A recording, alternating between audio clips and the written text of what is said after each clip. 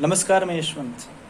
नेपाल जैसा देश जो हिमालयन किंगडम की संप्रभुता और अखंडता को ताक पर रखकर जिस प्रकार से भारतीय क्षेत्रों को नेपाली क्षेत्रों में शामिल करने के लिए जिस प्रकार से उसने अपने संसद में तमाम तरह के प्रस्ताव जारी किए हैं, इससे एक बड़ा कह सकते हैं मामला खड़ा हो सकता है और हो सकता है नेपाल जैसे देश का वजूद भी खत्म हो सकता है। आपको बता दें, जब जब नेपाल जैसे देश को तमाम तरह की चीज़ों की आवश्यकता पड़ी, तब हमारा भारत जैसा देश एक प्रहरी के रूप में खड़ा था। सैकड़ों सालों तक वो उनके शत्रुओं से भारत जैसा देश रक्षा करता आया।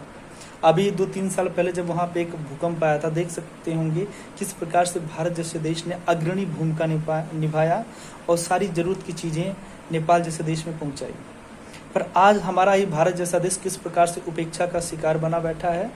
और ऐसा नहीं कि दोस्तों वहाँ पे जो वहाँ के स्थानीय हैं, जो नेपाली हैं, इसका विरोध नहीं कर रहे हैं, क्योंकि उन्हें पता है जो मंसूबे हैं, जो चाइना जैसे देश का जो उद्देश्य है, उस उद्देश्य से जो लोग वाकिफ हैं, जो समझ रहे हैं, वो केपी शर्मा जो है वहाँ के प्रधानमंत्री हैं, ठीक है, ओली जी, उनकी नीतियों को लोग समझ रहे हैं। इसीलिए सड़कों पर लोग विरोध प्रदर्शन कर रहे हैं। पर वहाँ की जो पुलिस है उनके ऊपर किस प्रकार से लाठियाँ चला रही हैं, ठीक है, उनको मार पीट रही है। हम आपको बता दें एक चीज़, जो भारतीय क्षेत्र हैं, चाहे लिपू लेक हो, काला पानी हो या फिर लिम्पियाधुरा हो, ये जो क्षेत्र बहुत पहले से ही भारतीय क्षेत्र हैं। पर ये जो है एक तरह से कह सकते हैं चाइना जैसा देश, वो अपना उद्देश्य पाने के लिए उसने सबसे पहले क्या किया, नेपाल जैसे देश को उसने उकसाना शुरू किया। उसके बाद उसके माध्यम से वो अपनी ज़रूरत को पूरा करने की कोशिश कर रहा है।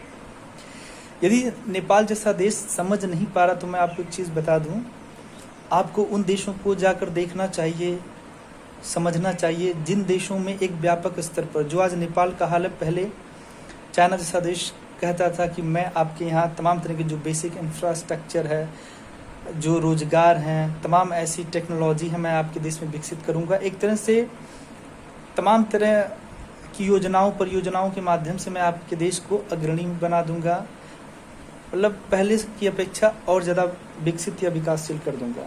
और उसके बाद वहाँ की क्या स्थिति, अगर मैं आपको बताऊं, अफ्रीका का जो जाम्बिया जो कंट्री है, वहाँ पे आज वो स्थिति है कि वहाँ पर 22,000 जो चीनी सैनिक हैं और तकरीबन 280 कंपनियाँ वो चला रहे हैं। और वहाँ की जीडीपी की बात करें तो 44% चाइना की हिस्सेदारी है। तो ऐसे में वहाँ पे कई साल से गतिरोध चल रहा है, प्रदर्शन चल रहा है, गोलियां तक चल रही हैं जाम्बिया जैसे देश में। उनका ये कहना है कि हमारा जो देश है पूरी तरह से एक उपनिवेश के रूप में इसका दोहन हो रहा है, इसका शोषण हो रहा है। हमारे देश के संसाधनों के साथ किस प्रकार से चाइनीज़, जो चाइना के लोग हैं, उसके साथ खिलवाड़ कर रहे हैं। हमारी संप्रभुता छिन गई है, हमारी आज़ादी छिन गई है। और ऐसे में वहाँ पर देख सकते हैं डेली सरकार के साथ हाथापाई होता रहता है और तमाम तरह की जो चीनी सैनिक हैं, चीनी नागरिक हैं, उनको मार देते हैं। यदि आप वहाँ नहीं देख रहे तो पाकिस्तान को देखिए, जो चाइना पाकिस्तान जो आर्थिक गलियारा का जो निर्माण किया गया है, उसमें तकरीबन 62 बिलियन पैसा लगाया गया है, ठीक है।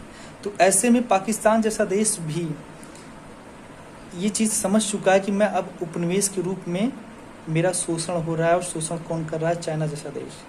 जब तक पाकिस्तान जैसा देश कर्ज नहीं चुका पाएगा तब तक उसका ये शोषण जारी रहेगा और पाकिस्तान जैसा कुछ बोल भी नहीं सकता, क्योंकि अगर चाइना जैसा देश जिस दिन हाथ हटा देगा तो पाकिस्तान की स्थिति इतनी बद से बदतर हो जाएगी कि आप सोच नहीं सकते।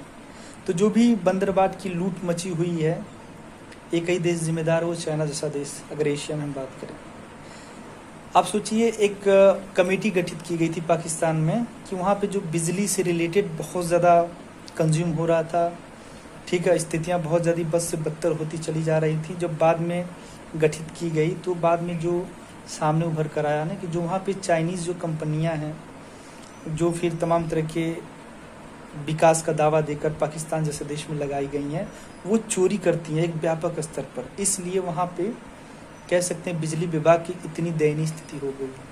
आप श्रीलंका जाइए, मालदीव जाइए, ठीक है, ऐसे तमाम तरह के देश आपको मिलेंगे जो पूरी तरह से चाइना जैसे देश से पीड़ित हैं।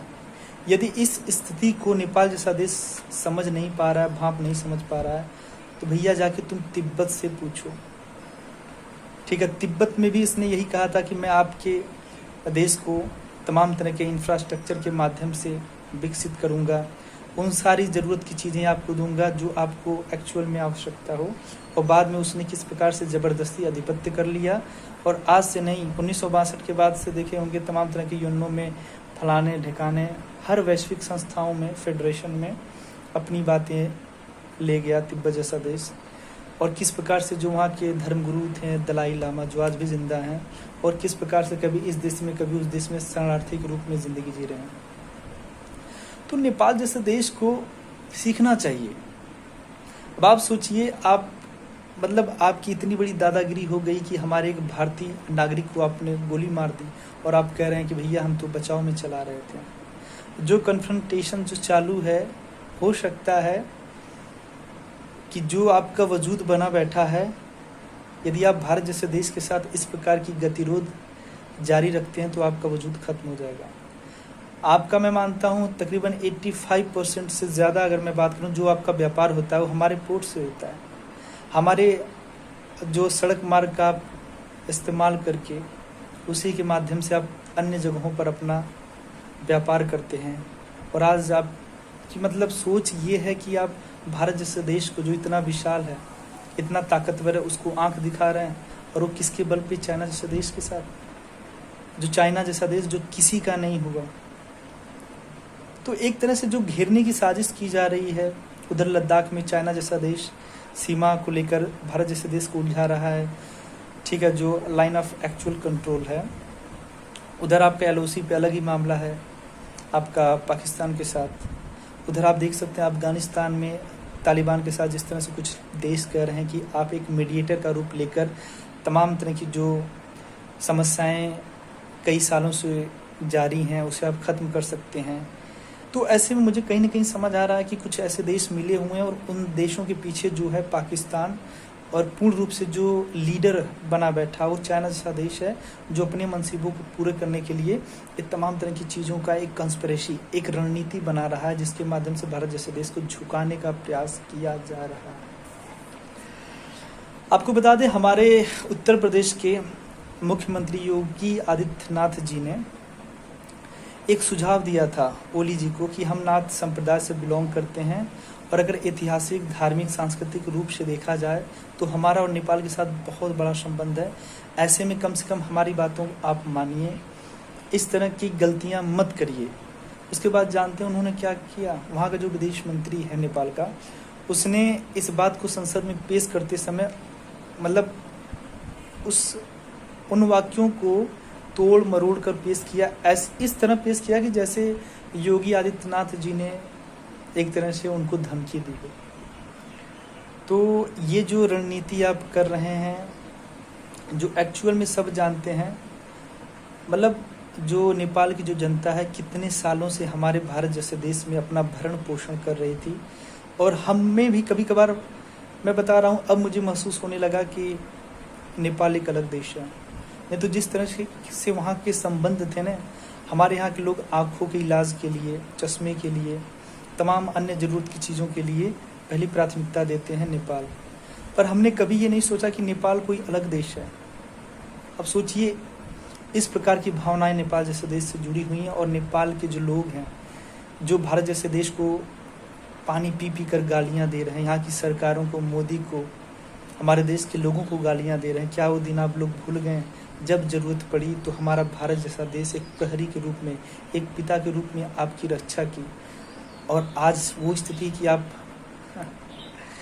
तो भैया कम्युनिस्ट होना सही बात है, पर कम्युनिस्ट होकर यदि आप अपने बाप को नहीं पहचानेंगे तो ये बहुत ही कॉम्प्लिकेटेड विषय हो जाएगा। उसके बाद जो आपका हश्र होगा ना, हो सकता है कि आपको फिर कोई बचा ना पाए। तो मैं वहाँ के लोगों से अपील करना चाहता हूँ कि जो लोग नेपाल में हैं और भारतीय हितों के समर्थन में हैं, भारत के पक्ष में अपनी बातें कर रहे हैं, उनके लिए हमारी तरफ से शुभकामनाएं, हमारे देश की तरफ से। और याद रखिएगा, इतिहास मिटा दिया जाएगा नेपाल जैसे देश का यदि भारतीय क्षेत्र के साथ किसी प्रकार से खिलवाड़ किया गया। ये याद रखिएगा। अब हमारे देश में एक ऐसा शासक है जिनका नाम है नरेंद्र मोदी।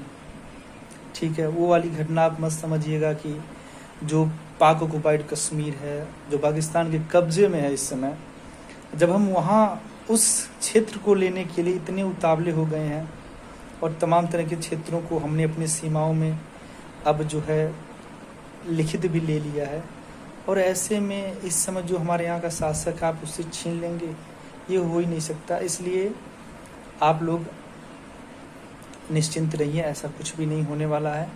ये उड़ रहे हैं, जिसके माध्यम से उड़ने दीजिए। ठीक है, तो आज के लिए इतना ही। नमस्कार, धन्यवाद।